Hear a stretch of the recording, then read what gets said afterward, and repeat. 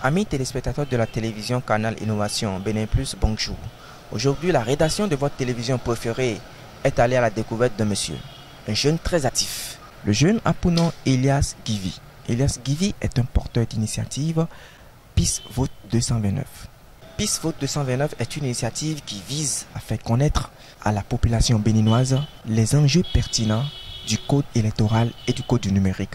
Surtout que le nouveau code électoral a été adopté et que nous sommes à son premier essai. Alors sur ce, je vous invite à suivre avec une attention minutieuse monsieur Elias Givi. Elias Givi, bonjour. Oui, bonjour cher ami. Ce matin, ça va très bien. Et vous êtes jeune actif, porteur de l'initiative Peace Vote 229. Alors dites-nous, qu'est-ce que Peace Vote 229? je vous remercie. En fait, Peace Vote 229 est une campagne digitale qui est en cours actuellement. Et Peace Vote 229 entre en ligne de compte pour l'une des activités principales du projet PACREN, à savoir projet d'appui à une élection apaisée à travers la culture de comportement responsable dans l'espace numérique au Bénin. En fait, ce projet est financé par le Fonds de soutien aux initiatives de redevabilité mis en place par la Maison de la Société Civile avec le soutien de la coopération suisse. Alors, PACREN Bénin vise essentiellement à contribuer à une élection apaisée au Bénin sur la toile. Et plus spécifiquement, il s'agira d'éditer un livret sur les dispositions pertinentes du code électoral et du code du numérique. Il s'agira également de concevoir un jeu de société qui pourra aider les jeunes gens à prendre connaissance de ces dispositions pertinentes tout en jouant. Et enfin, l'activité principale qui est Peace Vote 229, la campagne digitale dont nous parlons à l'instant, vise à faire connaître sur la toile au Bénin, dans toutes nos villes et au-delà de nos frontières même, les dispositions pertinentes de ces codes-là. Alors, si PACREN est né, c'est essentiellement suite à 3 constats. Principalement, la promulgation de 2 textes de loi, le code du numérique et le code électoral. Le second constat est que nous posons, nous autres jeunes et tous les citoyens en général, nous posons très souvent des actes. Nous publions sur la toile des écrits qui ne sont pas toujours de nature à favoriser la paix, tout en bravant les dispositions des codes du numérique et électoral.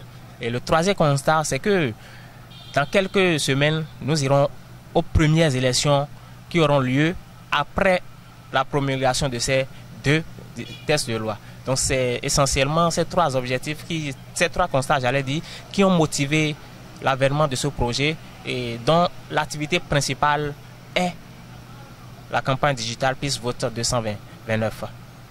Alors cette campagne, vous êtes jeune d'abord et vous êtes porteur de cette initiative.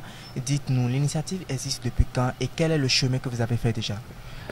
Peace Vote 229 en elle-même comme campagne digitale a commencé il y a 4 semaines, donc tout au début du mois de février. Mais le projet lui-même a commencé en janvier. PACREN, je veux dire, a commencé en janvier. Et ce projet fait suite déjà à un projet Bon Citoyen 229 qui a eu lieu l'année passée. Donc c'est suite à certains constats que nous avions eu à faire au cours du projet précédent que nous avions initié, le projet PACREN. Et ça se prête bien, vu que nous sommes dans un contexte électoral aujourd'hui, nul ne sait par où ça peut prendre feu. Et pour cette raison, la veille est de mise en cette période sensible. Et pour que nous puissions réussir à franchir cette période très sensible, il est intéressant qu'un chat sache à quoi s'en tenir.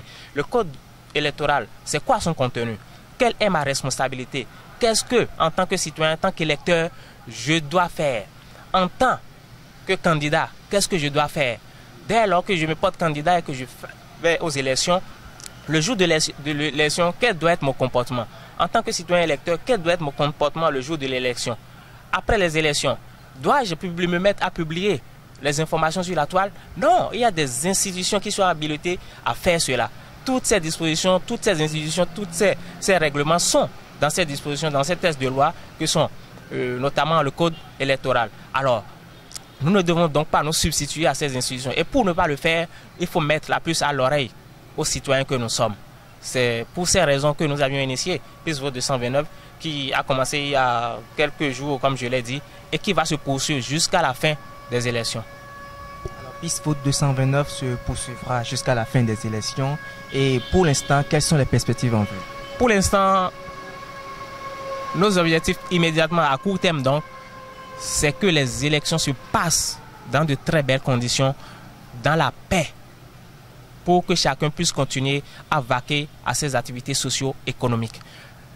Je ne vous apprends rien quand je vous dis que la denrée la plus importante que le Bénin continue de vendre aujourd'hui, c'est sa démocratie. Donc nous avons tous intérêt à faire quoi? À la sauvegarder.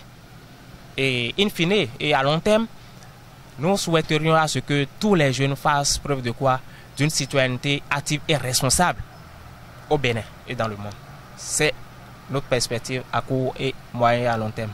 Ok, merci Elias Guivi. Et si vous avez un mot à lancer à l'endroit de tous ceux-là qui nous suivent en direct de la télévision Canal Innovation Bénin Plus, que le diriez-vous juste au point mot pour les périodes qui viennent? C'est en une phrase.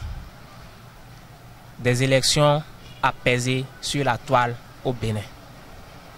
Posons des actes responsables pour que notre démocratie, notre paix au Bénin soit sauvegardée.